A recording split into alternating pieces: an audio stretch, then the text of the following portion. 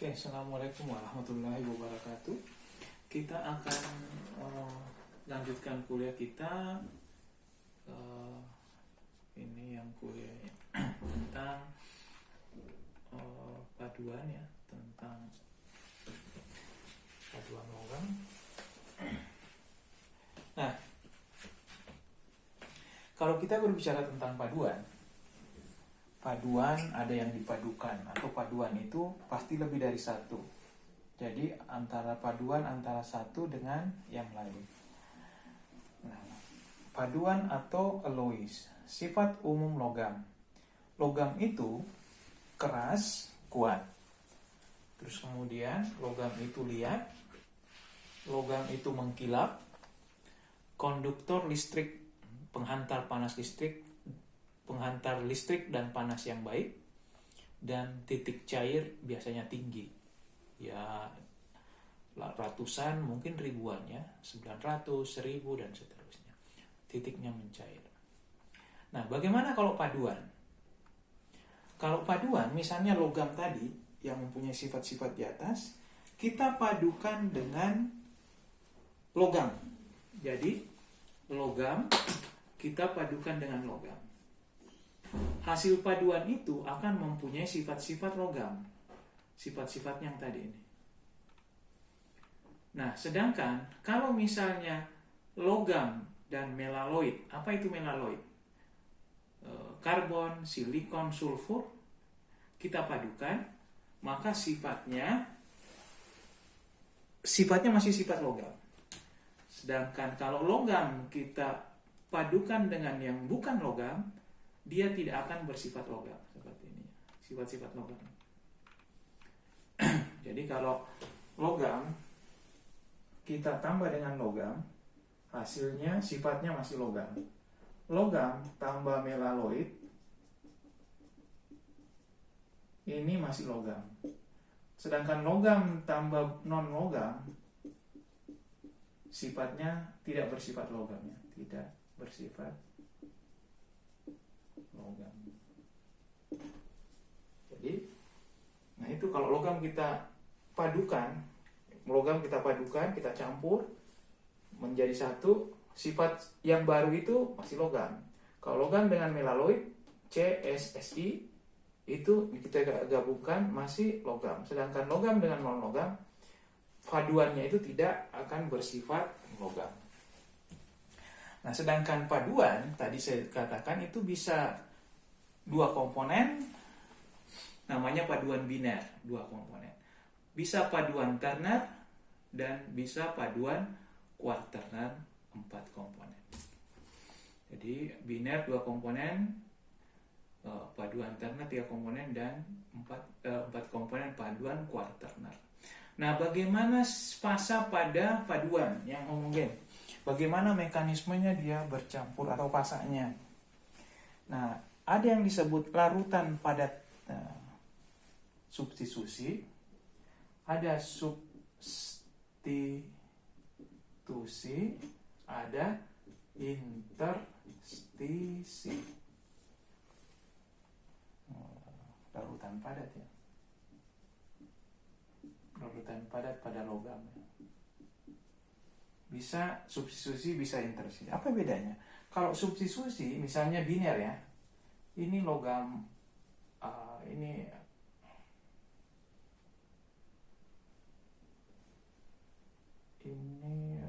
paduan A misalnya ya.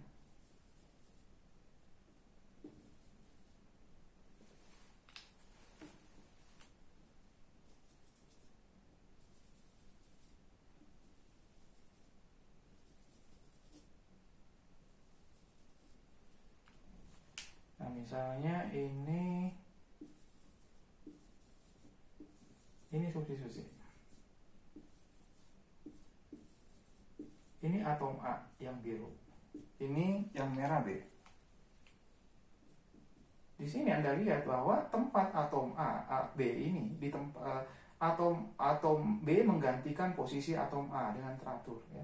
Jadi atom A, atom B ini ya posisi atom A yang ditempatkan oleh atom B. dan teratur. Nah, apa kalau interstisi, apa bedanya? Kalau interstisi atom A-nya tetap. Misalnya saya buat ini.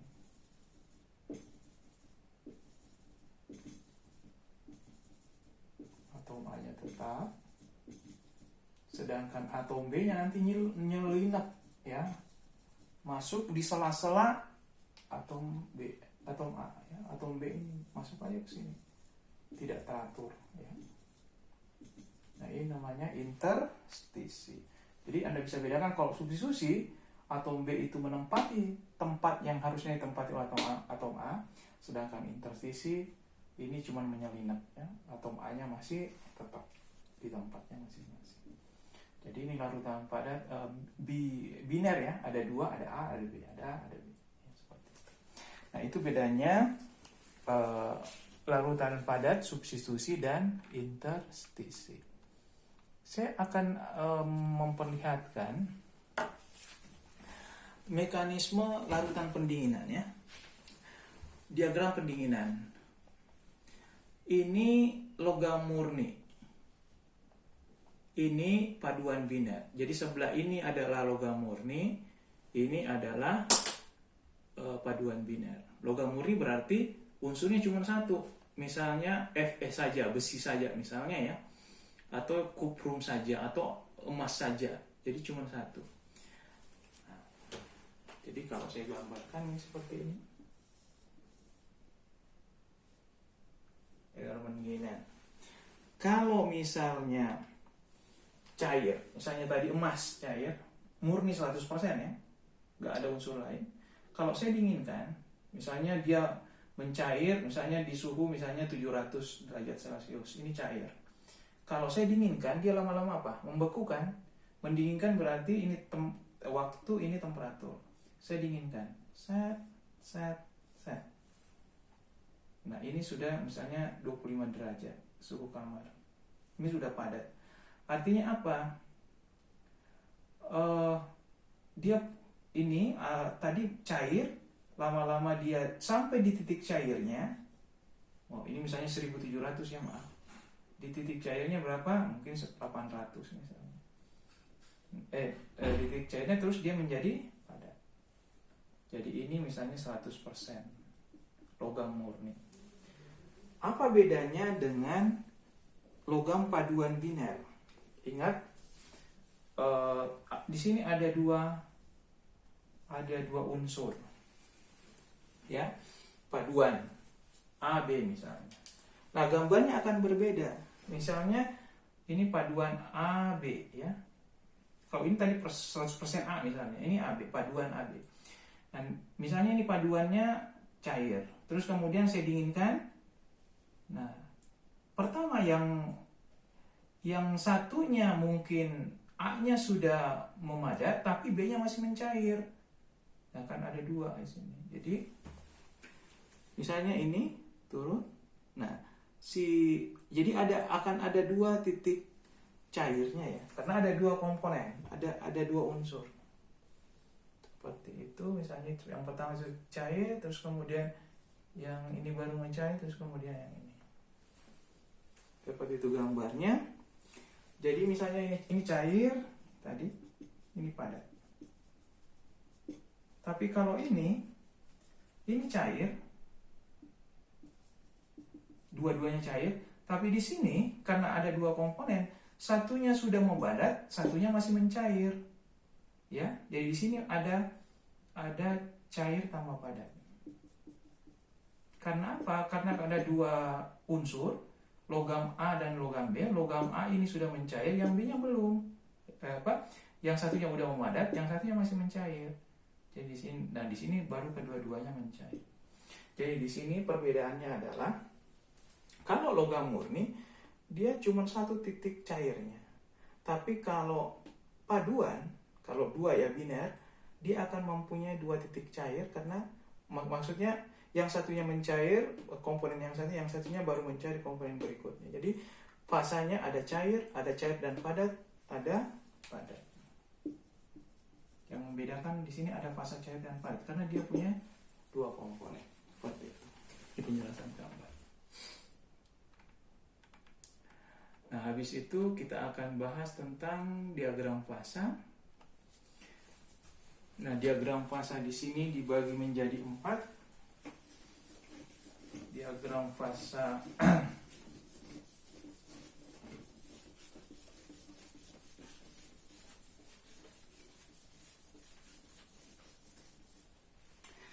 ada diagram fasa. Apa itu diagram fasa? Diagram fasa berisikan informasi mengenai struktur mikro dan struktur fasa dari sebuah sistem paduan.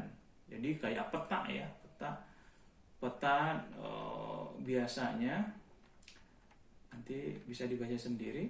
Pembagian diagram fasa ada yang 1 komponen, ada yang 2 komponen, ada yang 3 komponen, 2 komponen biner, 3 komponen terner, dan ada 4 komponen quaterner. Yang kita akan bahas nanti cuman yang 2 komponen supaya gampang dijelaskan ya. 2 komponen atau biner kita bisa bagi menjadi larut sempurna dalam keadaan. Jadi diagram fasa biner kita bahas diagram fasa 2 komponen biner. Jadi kita membahas cuman 2 komponen. Ini dibagi-bagi. Saya bagi yang pertama adalah diagram fasa. Kalau diagram fasa itu DF ya, DF larut sempurna dalam keadaan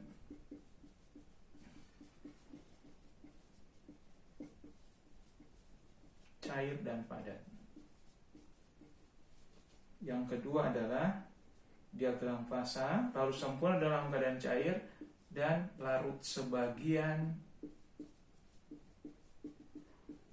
dalam keadaan padat. Yang ketiga, diagram fasa larut sempurna dalam keadaan cair dan tidak larut dalam keadaan padat.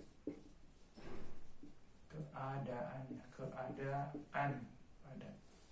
Yang keempat adalah diagram fasa Fe 3C, besi karbon.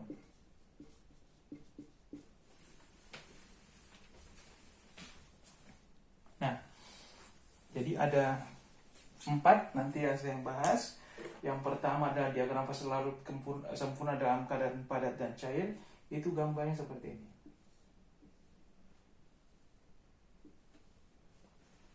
Ya, gambarnya seperti itu. Yang kedua, diagram fasa larut sempurna dalam keadaan cair dan larut sebagian dalam keadaan padat.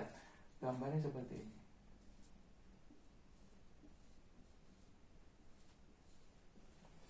Yang ketiga, diagram fasa larut sempurna dalam keadaan cair dan tidak. Kalau ini tadi larut sebagian, ini tidak larut dalam keadaan padat. Gambarnya seperti ini.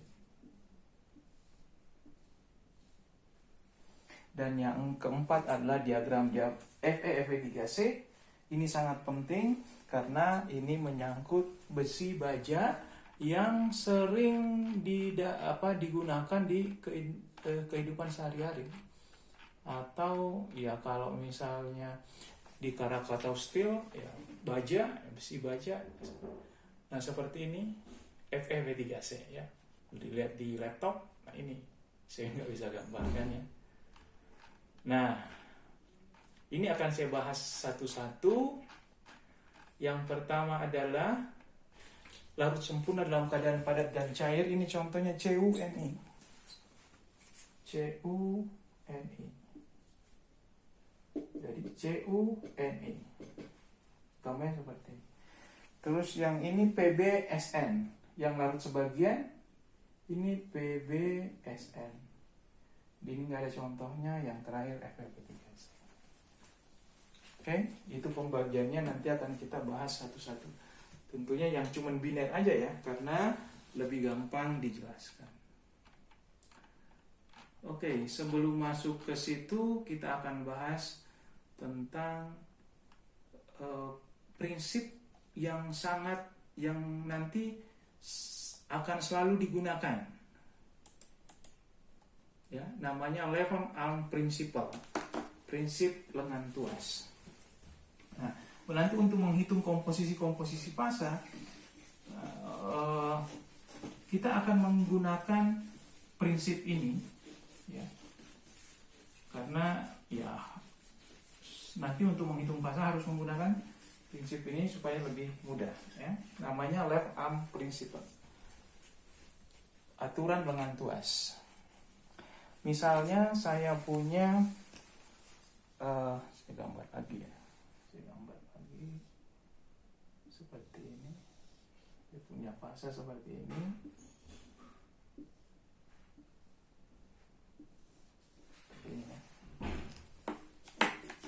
Nah, di sini misalnya fasa alfa. Ini fasa beta. Jadi semua di sini itu namanya fasa beta. Semua daerah sini namanya fasanya fasa beta. Sedangkan daerah bawah sini, bawah garis ini namanya fasa alfa. Jadi kalau saya punya komposisi di sini, berarti dia fasanya beta. Kalau saya punya komposisi di sini, berarti fasanya beta. Saya di sini alfa, 100% alfa, 100% alfa, 100% beta. Semuanya daerah merah ini beta. Pertanyaannya adalah, kalau saya di sini, maka fasanya adalah alfa ditambah beta. Jadi di sini alfa, di sini beta, di sini alfa tambah beta. Nah, kemudian titik ini kan tadi alfa tambah beta. Nah, alfa tambah betanya itu sebenarnya kita bisa tentukan. Jadi alfa ditambah beta. Berapa persen alfa, berapa persen beta? Misalnya di sini ya. Titik ini. Ini kan tadi alfa beta. Jadi di sini kita bisa tentukan berapa persen alfa, berapa persen beta. Kalau tadi di sini pasti 100% beta. Kalau di sini pasti 100% alfa. Tapi di sini kita bisa tentukan berapa alfa, berapa beta. Caranya pakai aturan lengan tuas. Bagaimana caranya? Pertama kita buat garis lurus, ya. Garis lurus. Misalnya ini ya. Set. Nah, setelah itu kita garis ke bawah, kita garis ke bawah. Gini aja lah. Ini nggak usah. Misalnya ini titik P A, ini P A, ini B. Kita bisa tentukan persen alfa di titik ini ya, di titik P ya, di titik P. Berapa alfanya? Jadi kalau ini alfa, sini kalau kita mau menghitung P-nya, alfanya di titik P, karena di sini kan berbeda-beda. Di sini alfanya berapa, betanya berapa. Di sini alfanya berapa, betanya berapa. Nanti berbeda. Karena di sini alfa, kalau kita menghitung di titik P, maka alfanya itu kita ambil yang bagian sana, yang sana ya, yang sana itu berarti yang sini.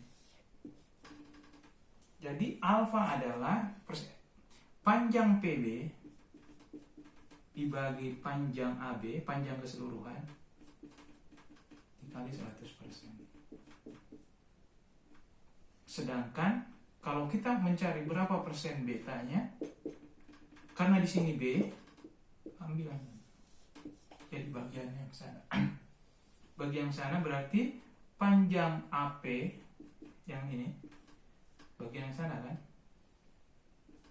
dibagi AB dikali 100%. Nanti kalau dijumlah ini tambah ini pasti 100, pasti 100% ya. Terus kemudian atau persen B itu berapa sih? Pasti 1 dikurang persen alfa kan? Atau 100% kurang persen alfa. Jadi ini adalah 1 kurang ini. Ini adalah 1 kurang ini. Ya, sama aja. Oke, nah, itu adalah left arm principle. Aturan lengan tuas. Nah, sekarang saya akan bahas tentang diagram fasa yang pertama. Diagram larut sempurna dalam keadaan padat dan cair. Nah, ini adalah diagram fasa yang pertama yang tadi kita bahas.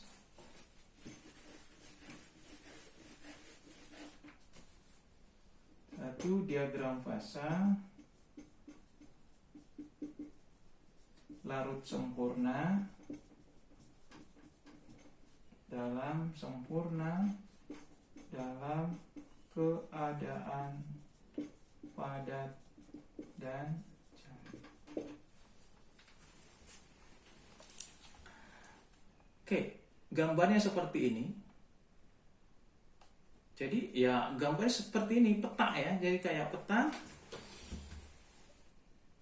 Nggak bisa berubah-berubah lagi ya. Kalau misalnya ya lihat di sini ada, kita harus besarkan ya.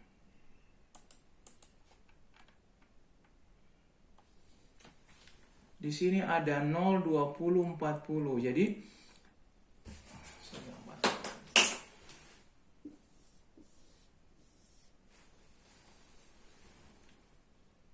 0 ini CU kan gini. Ini 0 CU. Ini 100 NI. 100 NI.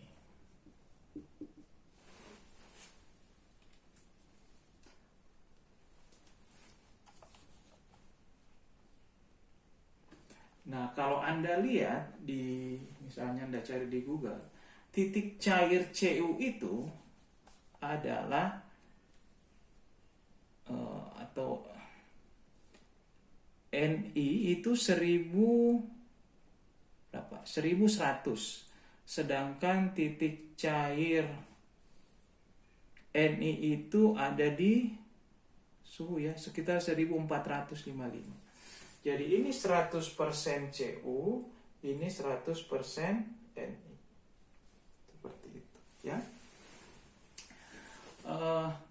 Gambarnya seperti ini dan ya tidak bisa diganti-ganti lagi ya. Nah, seperti itu. Mungkin nanti kita lanjutkan pada pembahasan berikutnya. Itu tentang diagram fasa. Bila topik walidah. Assalamualaikum warahmatullahi wabarakatuh.